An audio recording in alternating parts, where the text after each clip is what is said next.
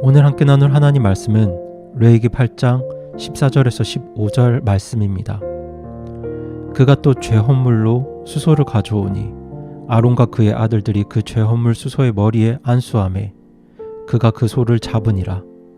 모세가 그 피를 취하여 제단의 뿔들에 돌아가며 자기 손가락으로 그 피를 발라 제단을 깨끗하게 하고 그 피는 제단 밑에 쏟아 제단을 거룩히 구별하고 그 위에서 화해를 이루니라. 아멘. 오늘 저는 레위기 8장 14절에서 24절 말씀으로 제사장을 위한 제사에 대해서 말씀을 나누길 원하는데요. 오늘 본문이 길기 때문에 8장 14절부터 15절까지 읽었습니다. 방금 말씀드렸던 것처럼 레위기 8장은 제사장을 위한 제사에 대해서 기록하고 있습니다. 지난주 저는 아론과 그의 아들들이 제사장이 옷을 입고 기름 부음 받은 사건에 대해서 성도님들과 말씀을 나누었습니다. 하지만 아론과 그 아들들이 제사장이 옷을 입고 기름 부음을 받았다고 해서 바로 제사를 집례할 수 있는 건 아니었습니다. 왜냐하면 제사장도 죄인이었기 때문에 남을 위해서 제사를 드리기 이전에 먼저 자기 자신의 죄를 용서받는 제사를 드려야 했기 때문입니다.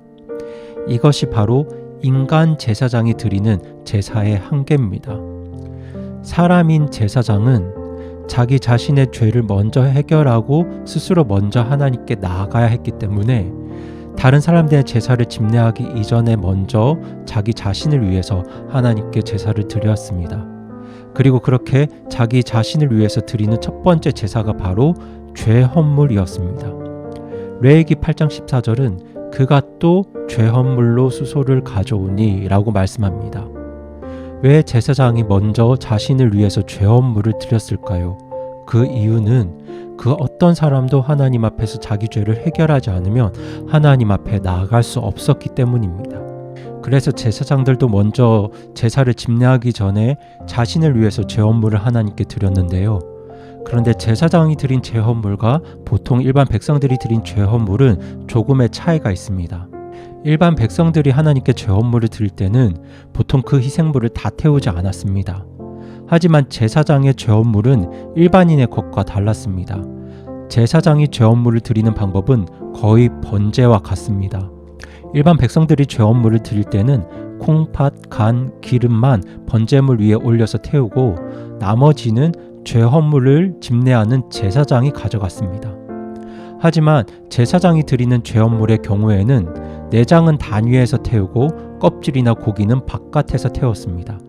이것은 제사장의 죄헌물이 일반인의 것과 그 비중이 다르기 때문입니다.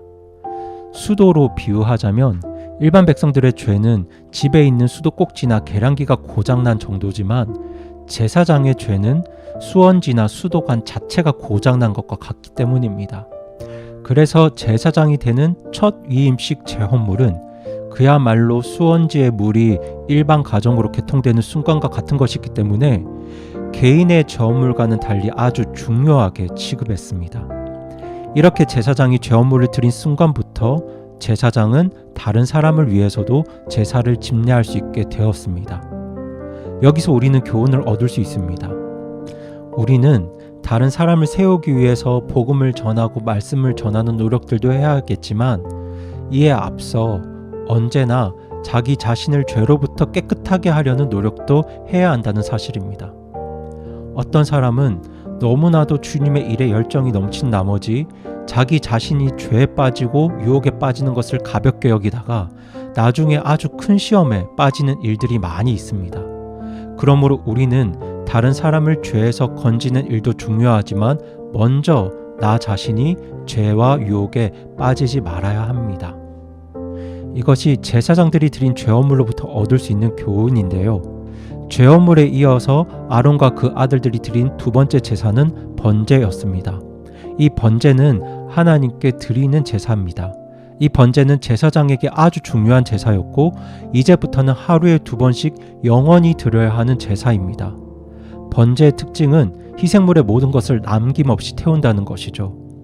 이것은 인간의 죄에 대한 하나님의 진노가 이 번제를 통해 완전히 태어 없어지는 것을 의미하는 것과 동시에 하나님의 은혜를 입은 사람이 자신의 삶 전부를 하나님께 드리겠다는 의지의 표현입니다. 이러한 번제는 하나님께 향기로운 냄새가 되었습니다. 좋은 냄새는 친밀한 관계를 의미합니다. 이 번제를 통해서 사람은 하나님과 더욱 깊은 친밀함을 경험할 수 있었습니다. 오늘날 우리도 번제 대신 예수님을 통해 우리 모든 죄를 용서받은 은혜를 믿고 나의 전부를 주님께 드리고자 하는 예배자의 삶을 살아가야 합니다. 그렇게 예배자의 삶을 살아갈 때 우리의 믿음과 우리의 예배가 하나님께 더욱 향기로운 냄새가 됩니다. 그렇게 하나님의 진노의 대상이었던 우리는 하나님과 더욱 깊은 친밀함을 경험하게 되었습니다. 이것이 바로 제사장들이 드렸던 번제의 의미입니다. 그리고 마지막으로 아론과 그의 아들들이 세 번째로 드렸던 제사는 위임식 제사였습니다. 위임식 제사는 화평 헌물과 비슷합니다. 하지만 일반 화평 헌물과는 조금의 차이가 있습니다. 그것은 수장을 잡은 후에 그 피를 제사장의 오른쪽 깃볼과 오른쪽 엄지손가락과 오른쪽 엄지발가락에 바르고 나머지는 단 주위에 붓는 것입니다. 여기서 하나님께서 제사장의 깃볼과 엄지손가락과 엄지발가락에 수장의 피를 바르게 하신 것에는 의미가 있습니다. 깃볼에 피를 바른 것은 하나님의 일에 있어서 사람들의 말을 듣지 말고 오직 하나님 말씀만 들으라는 뜻입니다. 훗날 유다왕 아하스는 외국에 가서 멋진 이방 제단을 보고 그림을 그려옵니다. 그리고 제사장에게 이런 제단을 만들라고 했습니다. 그때 제사장은 왕의 말을 듣지 말아야 했습니다. 하나님께 제사를 드리고 예배하는 일은 오직 하나님 말씀만이 기준이 되어야 했기 때문입니다. 그럼에도 당시 제사장은 왕의 명령에 굴복해서 이방 제단과 비슷한 제단을 만들어 하나님의 제단과 바꾸었습니다. 그 결과 유다의 부흥의 불은 거의 꺼지게 되었습니다. 때문에 제사장은 목숨의 위협을 받더라도 하나님 말씀을 따라야 하는 일에 있어서 절대 사람 말을 들어서는 안 되는 것입니다. 그리고 제사장의 엄지손가락에 피를 바르게 한 것은 제사장의 손이 깨끗해야 함을 의미합니다. 지금 우리가 보기에는 성전의 제물이 아무것도 아닌 것 같지만 당시에는 모두가 비싼 것이었습니다. 성전 안에는 백성들이 하나님께 드린 돈과 제물과 희생물을 보관하고 취급했는데 그때 제사장의 손이 깨끗해야 한다는 것입니다. 제사장은 하나님의 물건을 도적질해서는 안 됩니다. 그런데 훗날 엘리 제사장의 아들 홈리와 비나스는 하나님께 드려진 제물을 강탈해서 자기 멋대로 사용하다가 저주를 받아 일가족이 모두 패망하게 됩니다. 그리고 마지막으로 제사장이 발가락에 피를 바르게 한 것은 제사장은 아무데나 가서는 안 된다는 것입니다. 제사장이 자기 발을 지켜서 가지 말아야 할 곳은 가지 말아야 하고 또 가야 할 곳은 가야 했습니다. 사실 이러한 삶은 구약시대 제사장에게만 해당되는 것이 아니라 신약시대 왕가의 제사장 된 우리 모든 성도들에게 해당되는 것입니다.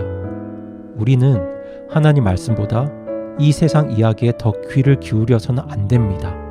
하나님의 것을 내 것처럼 사용해서도 안 되고 가지 말아야 할 곳은 가지 말아야 합니다.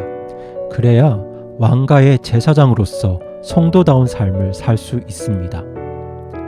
이처럼 제사장 위임식은 구약시대 제사장이 앞으로 어떠한 삶을 살아야 하는지를 잘 보여주는 동시에 오늘 우리의 삶이 어떠해야 하는지도 교훈하고 있습니다.